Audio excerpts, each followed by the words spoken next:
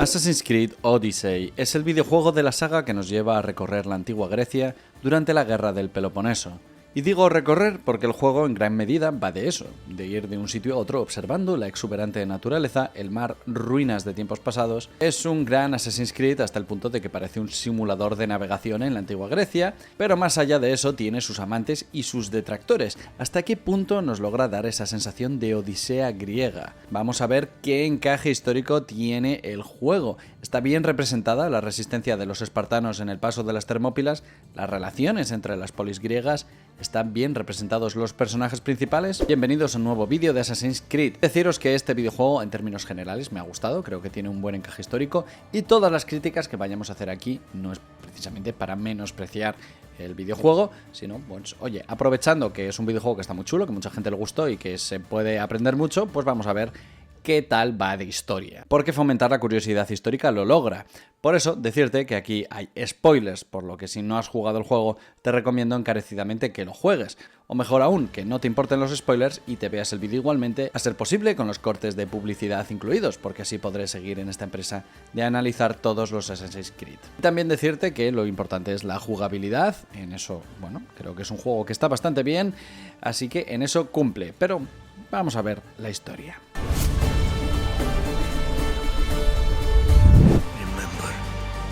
The fate of Greece journeys with you.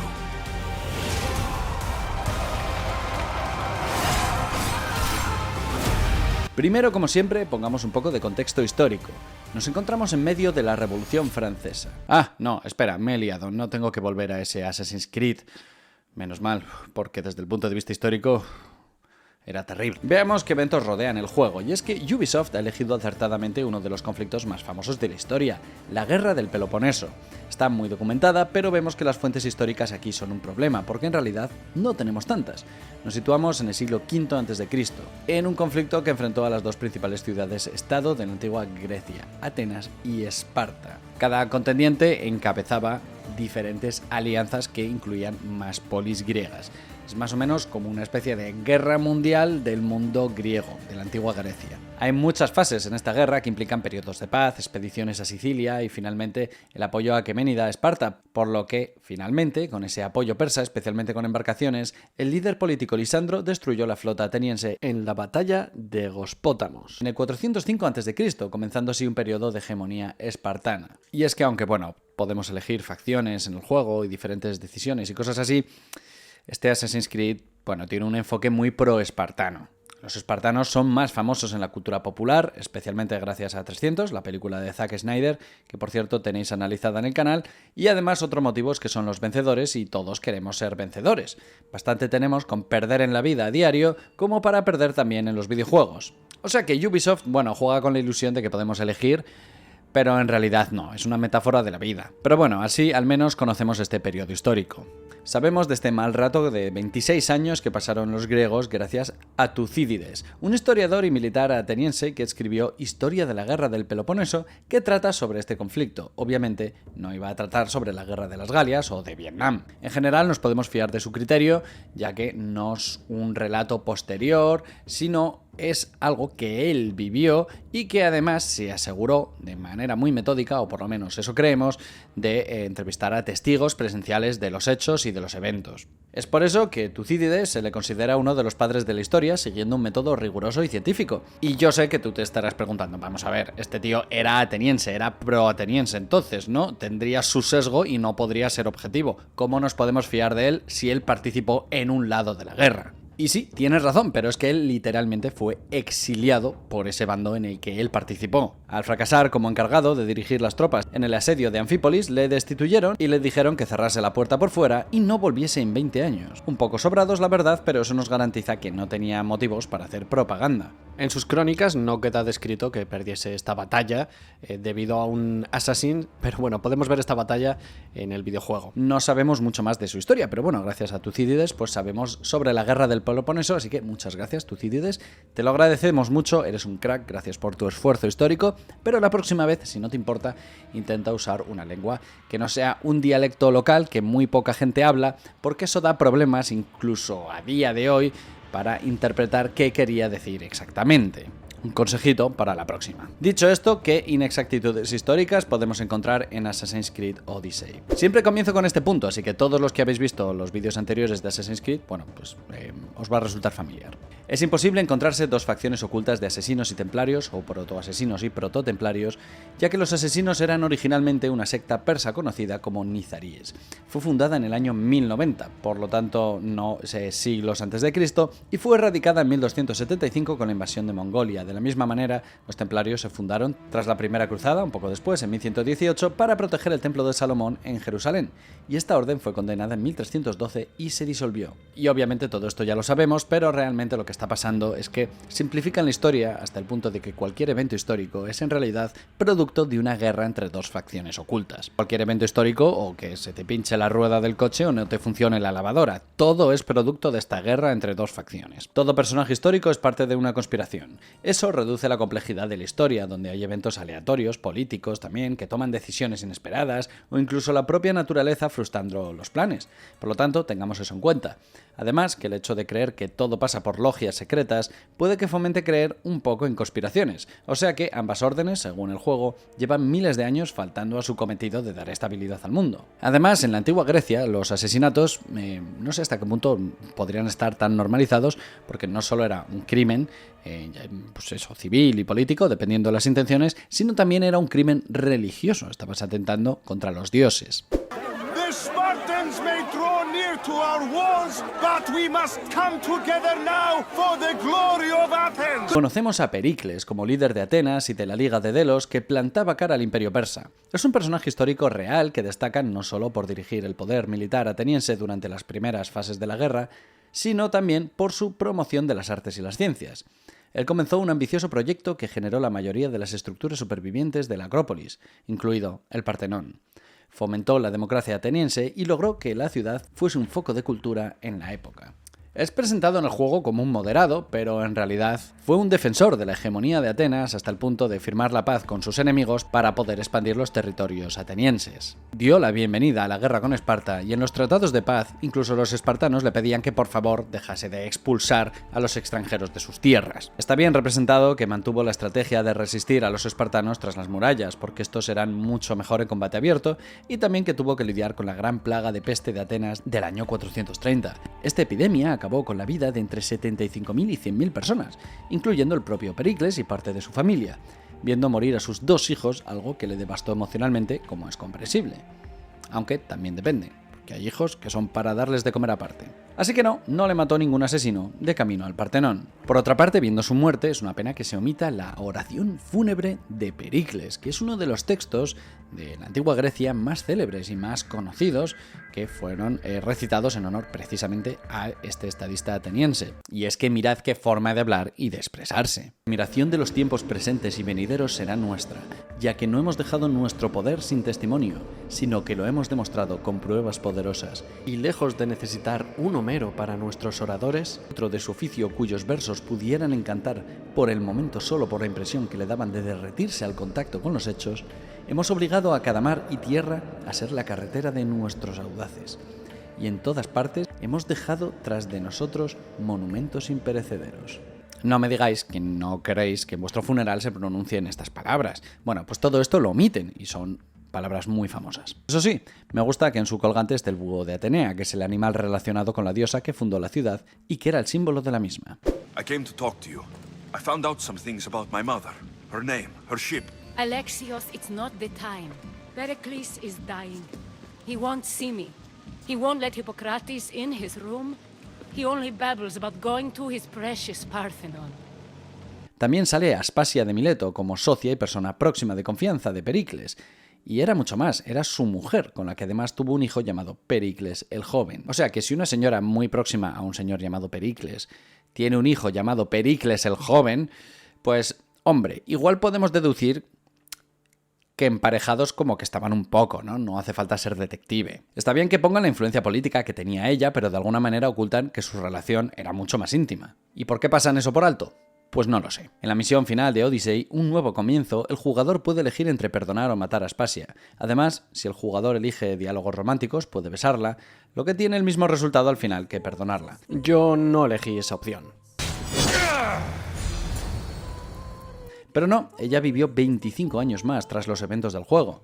Tras la plaga y la muerte de Pericles, Aspasia vivió con Lisicles, un general y líder democrático ateniense con quien tuvo otro hijo. También afirma que ella fue quien consiguió convertir a Lisicles en el primer hombre de Atenas, o sea que no cesó en sus labores políticas. Y el hecho de que ella sea muy buena en sus labores políticas y en este mundo de las intrigas palaciegas, bueno, pues aquí pasa como que la convierten un poco en la villana y en la mala. Y bueno, pues era algo que hacían todos. Para nada es recordada por la historia como alguien malvado. The Parthenon is glorious, Pericles, but at what cost? How many triremes could we have built instead? We must not become divided. We are divided. Y a Pericles decía que le hacen moderado, porque le enfrentan a su oponente Cleón, que le hacen muy proguerra e incluso partidario de la violencia extrema. Pero tampoco era tan así. El hecho de que criticase no ir a batalla abierta no implica que fuese alguien que pensase que todo se solucionaba matando, pues de hecho destacó como orador y crítico antes que militar. O sea que no era un populista sin cerebro. I will make Athens great again. Y es cierto que era rival político de Pericles y de hecho le acusó de malversar dinero y logró que Pericles le alejasen del gobierno de la ciudad durante un tiempo. Si bien es cierto que Cleón ganó importancia, como vemos, lo hizo precisamente después de la muerte de Pericles, que fue considerado el primer ciudadano de Atenas durante décadas. Es cierto que murió cuando su ejército fue derrotado en la batalla de Anfípolis, pero fue asesinado por un peltasta, es decir, infantería ligera, no por un asesino que puede elegir entre matarle rápido o ahogarle en un charco. Y este era el sistema de elección de este juego. ¿Quieres matarle o quieres matarle? Bueno, pues puedes hacerlo más rápido, más lento, pero al final ocurre lo mismo. Y a lo mejor, pues no sé, tú querías, no sé, besarle y llevártelo a la cama, pero no te dan esa opción. En fin, en cualquier caso, con su muerte permitió la paz de Nicias y abrió un periodo de estabilidad. You fight like a Spartan. There's resolve in you. Brásidas de Esparta fue un general espartano que jugó un papel importante en los primeros años de la guerra del Peloponeso. Fue aclamado como un verdadero general espartano, orgulloso de que su patria logre una hegemonía en la región, y aparece varias veces en batallas importantes del juego. Una de ellas es la batalla de Anfípolis, que, aunque fue una victoria espartana, no sobrevivió al asedio y por lo tanto es creíble que lo mate uno de nuestros protagonistas. ¿Que luego aparece en Los dioses del inframundo en el DLC Fate of Atlantis? Bueno, pues eso ya, si te lo quieres creer, bien. La cosa es que también participó en la batalla de Megara, y él era precisamente el líder de los espartanos, que además ganaron. ¿Lo ves tú por ahí? No. ¿Por qué? Pues porque no sale. Y sin embargo, no participó en la batalla de Pilos, de la cual hablaremos más adelante, y sí le ponen ahí. O sea, le ponen en batallas que no estaba y le quitan de batallas que sí estaban. Who's this? Just a simple pilgrim. Vemos al historiador Heródoto, que es considerado uno de los padres de la historia y la geografía, pero de manera más que nada protocolaria, porque viajaba mucho y relataba en crónicas todo lo que veía y escuchaba. Pero carecía de método científico, algo que el propio Tucídides criticaba, porque decía que bueno, no sabían hasta qué punto se podía fiar de todo lo que decían. Pese a estar académicamente enfrentados, pues luego acabaron siendo amigos y los enterraron en el mismo sitio, de hecho. Los textos nos sirven para conocer la historia, pero no dudan en relatar la presencia de los dioses o seres mitológicos como hechos reales y acreditados, lo que nos hace sospechar un poco de su credibilidad en algunas cosas. Además, se cree que murió en Atenas en el 430, quizás por la propia guerra o incluso por la plaga, y aquí al menos vive 5 años más, porque se va de aventuras a Atlántida y luego busca la lanza de Leónidas. Though putting the man to death would be justice for who? Can a citizen truly be partial when justice is sought? Sócrates también sale en el juego, como no podía ser de otra manera, pero creo que falla al menos en 2 aspectos. Y aspecto es la palabra adecuada, porque de hecho su aspecto era notoriamente feo. Él era famoso por ser horrible, feísimo. Tú a su lado incluso parecerías Brad Pitt. Su fealdad destacaba por encima de todo en una época en la que además se valoraba especialmente la buena apariencia. Tenía una nariz chata y respingona, ojos saltones y una barriga grande, según se cree, y aquí solo le ponen con la barriga grande. ¿Por qué no lo hacen tan feo como debieran si era una parte fundamental de su identidad? En Hollywood, lo entiendo, tienes que rentabilizar al actor, pero en un videojuego. No solo eso, él en esos años formaba parte del ejército, luchando como hoplita, es decir, infantería. Me cuesta creer que un soldado esté tan fofo tras haber participado en 3 campañas en Potidaea, Delio y Anfípolis, en al menos 10 años de servicio. Además, la versión más aceptada de cómo era este filósofo es la de Platón, su alumno más aventajado. Platón dejó textos sobre él porque, entre otras cosas, según se dice, pues Sócrates no sabía leer ni escribir. Él dictaba y los demás apuntaban. Pero al menos sí que podemos concluir que Platón dejó una descripción amable de su maestro, como hombre de virtud, poco interesado en los placeres terrenales, y de hecho iba con los pies descalzos y ropa raída y descuidada porque no le daba importancia a su apariencia. Y en el juego vive rodeado de riqueza, sin embargo. Pero es que además hay otra versión del filósofo. El historiador Jenofonte lo describe como todo lo contrario y además como un presuntuoso insoportable. ¿Y con quién nos quedamos? ¿Con qué versión?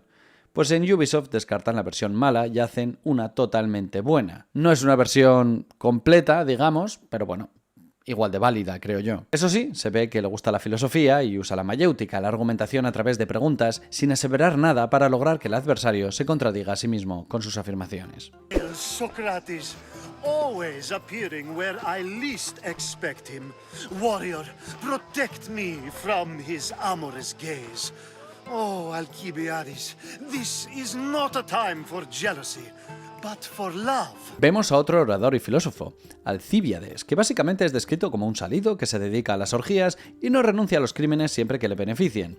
Podemos tener un romance con él, tanto si jugamos con el personaje femenino, Casandra, como masculino, Alexios, porque a él le daba a vela y a vapor. Y sí, cambiaba mucho de bando, pero no era por traición, era porque él tenía ascendencia espartana. Además, tenía tendencia a buscarse enemigos poderosos, por eso fue exiliado de Atenas, posteriormente de Esparta. Se fue con los persas, y tras volver a Atenas le volvieron a echar. Pero su conocimiento político y estratégico era valorado. No era una especie de bufón, alivio cómico, como vemos. Era conocido por ser un hábil estadista, orador y general. Sabiendo esto, tiene sentido que alguien intente envenenarlo durante los Juegos Olímpicos en el juego. Xerxes wants Sparta.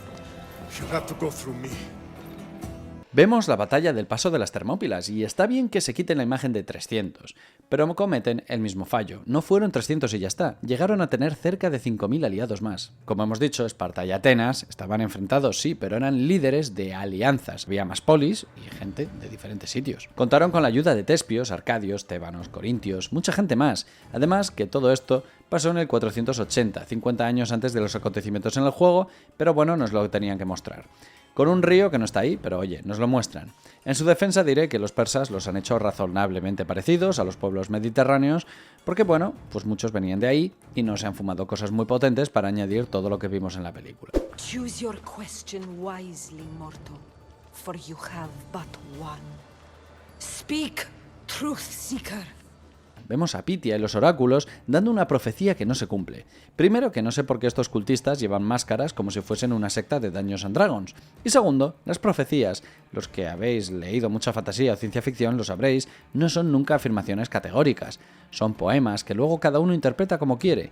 Y creo que hacían estas predicciones entre vapores de sustancias que les alteraban los sentidos. Claro, así pues cualquiera hace profecías. En Ámsterdam probablemente se digan muchas profecías. Participamos en la batalla de Pilos, donde Atenas derrotó a Esparta. Está muy bien y muy interesante, pero fue una batalla naval que involucró más de 100 naves en total, y no vemos nada de eso. Creo que están intentando recrear la batalla de Esfacteria, que ocurrió tras la de Pilos, y ahora sí en tierra, pero en el juego nos dicen que es la de Pilos. Justo al final tenemos uno de nuestros protagonistas siendo capturado por los vencedores. Le llevan a una prisión y luego puede salir de ahí, pero sin embargo no coincide con nadie más. Y esto es absurdo, porque esto significa que tras la guerra han hecho tan solo un prisionero, uno nada más. Y se supone que hicieron prisioneros por lo menos a 420 hoplitas, de los cuales al menos 120 eran parte de la nobleza, o sea que podían pedir un rescate por ellos. Aunque luego eso no pasó, Pilos pasó a ser una base de operaciones ateniense, donde además aceptaban a los ilotas espartanos que huían. ¿Y quiénes eran los ilotas, estos que huían de Esparta? Vamos a verlo en el siguiente punto, pero preparaos porque es una de las cosas más heavy y más bestias de la antigüedad, que vemos que cuando se romantiza a los espartanos, a los atenienses, pues obvian algunas cosas importantes. After the summer solstice, my master plans to give me my freedom. But I don't want it. ¿Os acordáis de algo que he criticado en anteriores vídeos? Sí, en Occidente hemos pasado más tiempo con esclavos que sin ellos, y es algo que se obvia en la mayoría de los juegos de esta saga. En la Grecia antigua estaban los ilotas, la clase campesina o servil, no esclavos o mercancía como tal, pero sí personas sin los mismos derechos que el resto de ciudadanos. Eran algo así como hombres propiedad del Estado, y de hecho muchos de estos los mandaron a luchar contra los persas en la batalla del paso de las Termópilas. pues los mandaron a ayudar a los famosos 300 espartanos. Según Heródoto, había 7 hilotas por cada uno de los 5.000 soldados espartanos en el momento de la batalla de Platea en el 479 a.C., así que no sabemos si es la cifra exacta, pero había muchos. Y aunque hay alguna misión secundaria en la que nos encontramos esclavos, como en una en la que tenemos que ayudar a alguien que no quiere ser liberado, u otra en la que un esclavo es más eficiente y capaz que de su jefe, pues no vemos ni intuimos la situación de que los esclavos odien esa sociedad y quieran escapar de ahí y odien a sus dueños y todos los personajes con los que nos asociamos. No hay nadie que diga, pues odio ser el estrato más bajo de la sociedad. La necesidad de mantener a raya a la población hilota y evitar la rebelión era una de las principales preocupaciones de los espartanos, por lo que eran maltratados y humillados ritualmente. Cada otoño, la polis espartana declaraba un día para poder ir y matar hilotas. Recordad que os dije que en el primer punto el asesinato era considerado un crimen religioso y por lo tanto, bueno, pues ese día era como la purga, ese día no cuenta, no es crimen religioso. This is your emergency broadcast system, announcing the commencement of the annual purge. All emergency services will be suspended for 12 hours. Your government thanks you for your participation. Según un pasaje de Tucídides, 2.000 hilotas fueron masacrados en un evento cuidadosamente organizado en el año 425 a.C. o antes, algo que no vemos en el juego y algo que se hacía porque sí, había habido varias revueltas hilotas en las pasadas décadas. O sea, para esos años hay textos en los que se afirman que obligaban a los hilotas a emborracharse y a ponerlos a bailar en contra de su voluntad simplemente para que los niños les viesen y se riesen de ellos y así aprendiesen a ser comedidos a la hora de beber alcohol. ¿Y vemos algo de eso? No. No, porque en Assassin's Creed parece que en muchos juegos se niegan a enseñarnos las cosas que a día de hoy consideraríamos horribles, hechas o perpetradas por las facciones por las que estamos luchando. Porque no somos capaces de aceptar que dentro de la facción que nos identificamos hay gente que hace cosas mal. O eso cree Ubisoft. En el juego se ignora totalmente que la guerra del Peloponeso se puede dividir en diferentes fases y que no fue un esfuerzo bélico constante. Y es que, en el año 421 a.C. se firmó la Paz de Nicias, que puso fin a la primera parte del conflicto y que duró hasta el 414 a.C. Y es que, además de pactar las cosas habituales en un tratado de paz, entregar prisioneros o reparación de guerra, también Atenas se comprometió a ayudar a Esparta en caso de que los hilotas se rebelasen contra ellos. O sea que eran enemigos y amigos para lo que querían. La tregua se produjo después de la batalla de Anfípolis, y es curioso porque el juego va en parte de la necesidad de acabar con la guerra, y parece que solo es posible a través de la muerte de los líderes militares de uno y otro bando que se oponen a frenar las hostilidades. Pero cuando murió Brásidas y el líder ateniense Cleón, pues llegó la paz, y ahí eso ya no lo cuentan. From slave to general, bathing in the blood of this war while our leaders stuff their faces and preen. Vemos a Lysander, el general espartano, que logró la victoria en la segunda mitad del conflicto. Según nos lo describen, es un hilota, un esclavo, lo suficientemente ambicioso como para superar sus orígenes y convertirse en un general espartano.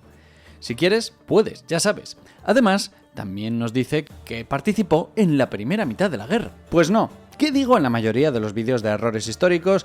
Que esas tramas de ficción en la que un hombre humilde a base de esfuerzo llega a ser el líder de una sociedad, en la mayoría de los casos es bullshit. No digo que no haya casos, puede haber pasado, pero la mayoría de las veces vienen de gente con dinero, bien posicionados, familias nobles.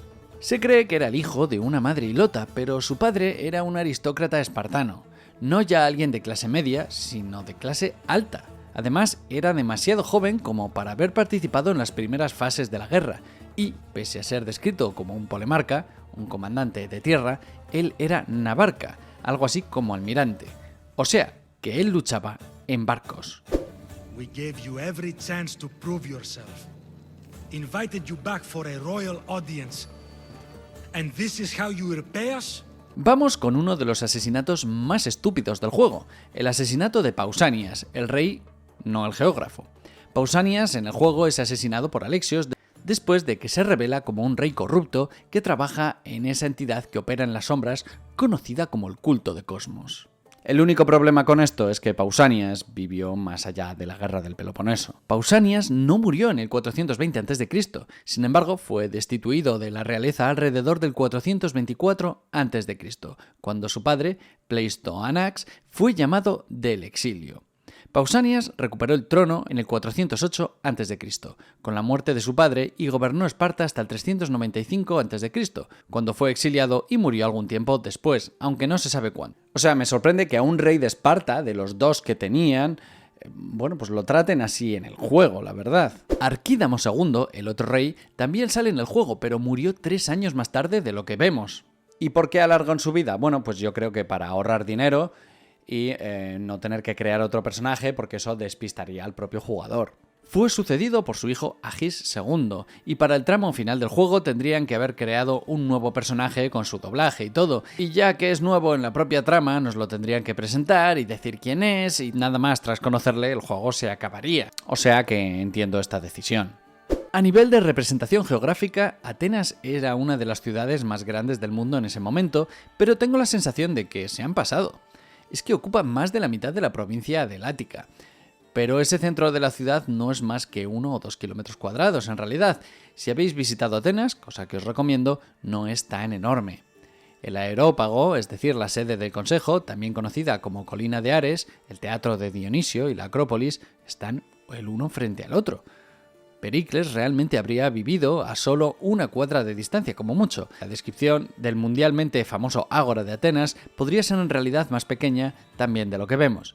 Sin embargo, se quedan cortos en la muralla entre Atenas y el Pireo, el puerto, ya que la propia carretera amurallada conectaba ambos lugares. Esparta, de hecho, también parece demasiado grande. Pero bueno, también tienen aspectos realistas como los senderos de arena y la representación de las estructuras clásicas, desde edificios gubernamentales hasta casas humildes cuyas ventanas en realidad eran rendijas grandes en la pared. O sea que rompe un poco el estereotipo de ciudad grecorromana llena de mármol pulido en todos lados. Si ampliamos el mapa, el juego comienza en la isla de Cefalonia, que es un lugar lejano de la guerra. Mientras están en la isla, Cassandra o Alexios, dependiendo a quién elijas, tienen que lidiar con una plaga que ha devastado la aldea de Causos. Esto es raro porque Causos nunca fue una ciudad en Cefalonia. En esa isla en concreto, donde había poblaciones, eran Crani, Pale, Proni y Sami, que tienen como nombres de perro, sí, pero ¿por qué no elegir una de estas ciudades? De hecho, la última, Sami, está en el juego. Punto a favor también por poner ruinas en todos lados, algo que, tal y como pasó con Origins, sorprendió a mucha gente. Pero es que la antigua Grecia es un periodo que comienza en el 1200 a.C., o sea, 7 siglos antes de los eventos en el juego, así que muy bien por poner mucho templo por ahí, porque además eran muy religiosos. Incluso podemos visitar el laberinto del Minotauro, o lo que supuestamente era en la isla de Creta, o este tributo al mito de Sísifo, o esta estatua de Atenea hecha de marfil y oro, que era tan grande y brillante que los marineros la veían reflejar los rayos del sol desde lejos y sabían que estaban llegando a casa. En conclusión, con respecto a la geografía, el juego incluye esencialmente toda la Grecia clásica, las penínsulas terrestres principales, desde Macedonia hasta Ática y Peloponeso, así como las islas. Supongo que tienen que haber reducido distancias para que no se haga demasiado largo navegar de un sitio a otro. O no más largo aún de lo que ya es. Creo que en este aspecto criticar que ni la región de Tesalia, ni Acarnania, ni Etolia salen directamente en el mapa, aunque intuyo que es porque no se habían implicado en esta guerra de forma directa. El juego no profundiza en las cuestiones políticas de la guerra del Peloponeso, por ejemplo, el creciente poder de Atenas que atemorizaba a los espartanos que vieron sus intereses geopolíticos amenazados durante décadas. Obvian detalles como que los espartanos trataron de perjudicar la reconstrucción de la muralla de Atenas tras la salida de los persas, o que en el año 465 a.C., 30 años antes de la guerra, Esparta pidió ayuda para sofocar una revuelta ilota y cuando llegaron los contingentes atenienses no les dejaron pasar por temor a que se aliasen con los rebeldes. Y claro, es un desplante diplomático porque todo ese pateo había sido para nada. Además, pese a estar bajo un tratado de paz en lo que se conoce como Paz de los 30 años, otras polis griegas sí que tenían sus propios enfrentamientos y tanto Atenas como Esparta nutrían de recursos y bienes a quienes les convenían. Ese caso, por ejemplo, de Corinto contra Córcira, la caída de la ciudad de Potidea o la rebelión de Megara contra los atenienses. O sea, era una especie de guerra fría en la que durante décadas cada bando intentaba extender su influencia. Y a todo esto además hay que sumar diferentes pactos con los persas que también estaban por ahí molestando. Hay más facciones, más enemigos, hay más causas. ¿Y vemos algo de esto en el juego? No, simplemente, todo acaba siendo algo muy sencillo, que es una guerra entre buenos y malos, entre espartanos y atenienses y ya está. Como muchos sabemos que van a la guerra y que están preocupados por los mercenarios que pueden contratar, aunque yo tengo entendido, puedo estar equivocado en este punto, que este tipo de fuerzas se usaban esencialmente para las guerras en Asia Menor, precisamente contra los persas. Comentaba en la introducción que el enfoque es muy pro-espartano, porque el jugador quiere sentirse un campeón, un vencedor, un crack de la antigua Grecia, un genio militar de la historia antigua. Pero ambos contendientes cometieron masacres. Pero ¿quién cometió el acto que a día de hoy consideraríamos un crimen de guerra, un acto horrible, un acto que a día de hoy condenaríamos durante la guerra del Peloponeso? Algo sangriento, algo que nos llame la atención por lo cruel y lo injusto. Bueno, pues durante la guerra del Peloponeso la verdad es que los dos estaban bastante equilibrados, pero durante los años que quedan representados en los eventos del juego, sí, efectivamente, la mayor masacre la hicieron precisamente los espartanos, la facción con la que nos identificamos y una vez más tienen que omitir cosas malas que hacen este grupo con el que nos identificamos. En el asedio de Platea, en el 429 a.C., dentro de la línea temporal del juego, los plateos se rindieron a los espartanos esperando tener un trato honorable tal y como les fue prometido. Bueno, pues los espartanos directamente, según se rindieron, los ejecutaron. Y no vemos nada de esto en el juego. Y tú podrías decirme, oye, perdona, es que en el asedio de Melos, en el 416 a.C., los atenienses hicieron exactamente lo mismo e incluso mataron a más gente. Y yo te diré, sí, tienes razón, es verdad, pero esos años no están representados en el paréntesis temporal que estamos dentro del juego. Así que, una vez más, pues en Assassin's Creed o la gente es 100% buena o 100% mala. Algo que vimos que resulta exagerado hasta el absurdo en Assassin's Creed Unity y creo que es tratar de tonto al jugador porque es no aceptar que el bando con el que te identificas pues no es perfecto. Y de sesgar hasta el punto de que todo es 100% bueno o 100% malo, pues nos puede ayudar a crear ese clima de polarización moderna en la que todo el mundo cree que, bueno, eres 100% de una cosa o eres 100% de otra y tienes que negar todo lo bueno y lo malo de quien sea. Y eso, pues al final acaba en lo de siempre. O piensas como yo o eres un estúpido. Las batallas navales son geniales de jugar, pero nos ponen como que ambas fuerzas eran equiparables, cuando los espartanos en el mar no eran tan buenos, o directamente no tenían tantos recursos como para construir una flota poderosa. Y no había gente prendiendo fuego a su espada, que queda muy vistoso, y no sé hasta qué punto estos abordajes ocurrían de manera habitual, juntando los barcos para darse de leches como si estuviesen en tierra. Entonces, pues para eso quedar en la playa, ¿no? Por otra parte, aunque Odyssey es un juego de 2018, ya en este momento había nuevos estudios que abordaban el tema de cómo se ha tratado a la mujer a lo largo de la historia. Grecia, como todas las civilizaciones antiguas, y habría que ver si modernas, no trataba a las mujeres con igualdad. Y de hecho se discute si en comparación con Egipto o Roma eran los peores. De hecho, la palabra misoginia es una palabra griega. Y oye, mira, entiendo que no lo pongan este tipo de sociedad en un juego porque a nosotros como jugador nos resultaría muy raro y también podría resultar hasta polémico. Y bueno, lo entiendo esa decisión.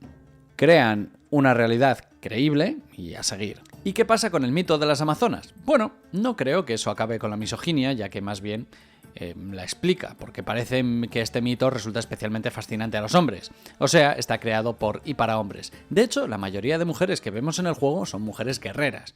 Las cazadoras de Artemisa, Deimos, guerreras de estas cultistas como Nyx o Deinara, muchas etaeras, o sea, prostitutas de clase alta, y algunas prostitutas más comunes, como Aikaterine y, por supuesto, también los oráculos. Y muchas de estas son malas, como comentaba con Aspasia. Pero oye, no te preocupes, porque el jugador puede jugar como personaje femenino y ya está, todo arreglado. Personaje femenino que, por cierto, según decía Ubisoft, su historia es la canónica y la que tiene relevancia en la historia de Assassin's Creed. Ya me dirás tú por qué entonces no sale Cassandra en la portada del juego, ni en el tráiler, ni en los coleccionables. En fin, son aguas difíciles de navegar porque responden también a intereses comerciales y porque el hecho de crear mujeres empoderadas puede crear la distorsión histórica de las mujeres se comportan como hombres. Bien, ¿y qué he echado yo de menos? En una de las misiones secundarias te encuentras con una médica en Lesbos que está tratando de curar y revertir la infección de Medusa, pero luego resulta que está loca y tienes que matarla. Pero es que había una médica en la Atenas de esta época que se llamaba Acnódica, que es considerada la primera partera o médica en la antigua Atenas. ¿Por qué no podían incluirla? se dice que practicaba la medicina de forma ilegal porque no tenía derecho a hacerlo, pero al ver que era tan eficiente se derogó la ley que impedía a las mujeres ejercer la medicina. La homosexualidad está bien representada en la antigua Grecia e incluso se presenta como una opción al jugador entre las opciones de romance. Y es cierto que no era raro que hombres adultos tuviesen amantes jóvenes o adolescentes, o sea que también se puede interpretar muchas veces como una posición de poder. Pero la homosexualidad, en muchos casos, en Esparta además, coincidía con tolerancia hacia la pedrastía. En la obra Leyes de Platón, él describe esta práctica como contraria a la naturaleza.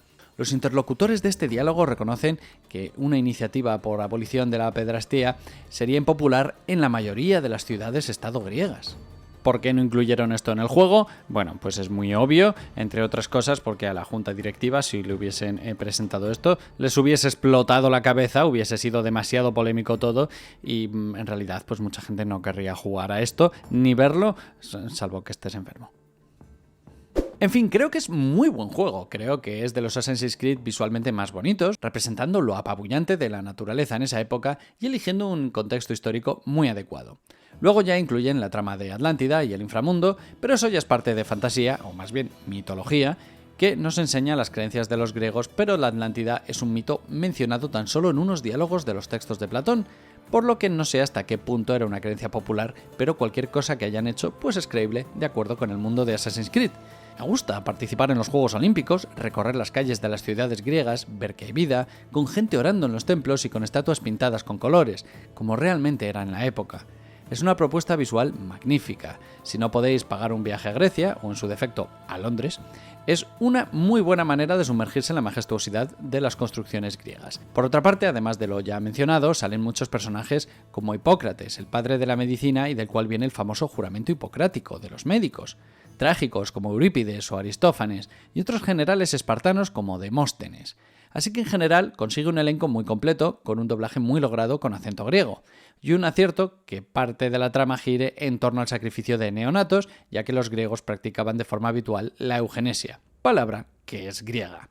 ¿Por qué no gustó tanto el juego según salió? Yo creo que no se sentía tan Assassin's Creed, tan historia de asesinos, diría, o lo que es, o se supone que es la esencia de Assassin's Creed. Exploraron nuevas opciones narrativas, aunque tampoco es que hubiese demasiadas opciones de diálogo o personalización, ni tantas consecuencias por nuestros actos, o por lo menos no tantas para un habitual de los juegos de rol.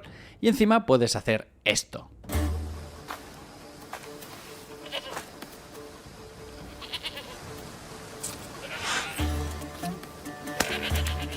Go get it.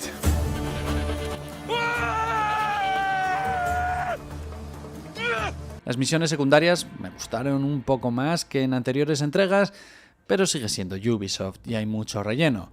Y eso de que te obligue a jugar el relleno para avanzar en la trama, mal. En fin, a mí me parece que el escenario está tan ricamente representado y tienes combates guays, pero también tienes vueltas innecesarias y ya la conocida patada espartana, que es una versión en videojuego de la patada de la película de 300. No sé hasta qué punto esto era una táctica de combate, pero es muy divertido y yo lo que busco en un juego es divertirme. Dicho esto, espero que os haya gustado el vídeo. Nos veremos en Assassin's Creed Valhalla. Es el siguiente juego de la saga y me he propuesto analizar todos los videojuegos, aunque bueno, parece que van a sacar infinito más, así que a ver cómo lo logro. Quizás lo logre solo con tu apoyo en Patreon para que puedas seguir exprimiendo toda la historia que hay en productos de la cultura popular, música, cine, series, videojuegos, lo que queráis. También puedes seguirme en redes sociales para ver qué se cuece que traigo al canal, en los directos de Twitch también me puedes seguir, o puedes compartir el vídeo entre gente que sepas que le ha gustado este juego, la saga Assassin's Creed, la antigua Grecia, o gente que sepas que asegura saber dónde está la Atlántida. Muchas gracias a todos por ver este vídeo y muchas gracias en especial a los Patreons y en especial a los Patreons que veis en pantalla. Gracias a ellos el canal se mantiene a flote. Son los que más esfuerzo hacen para aportar al canal. Muchísimas gracias. También podéis comprar mi primer libro, La calle de las mentiras, disponible en amazon.es y .com, y mi libro de divulgación cultura geek. Muchas gracias y nos vemos en el Valhalla. O en el Ragnarok, o en el Valhalla Rock, o en el Rockhala, cualquier palabra de estas que usan tanto ahora en marketing.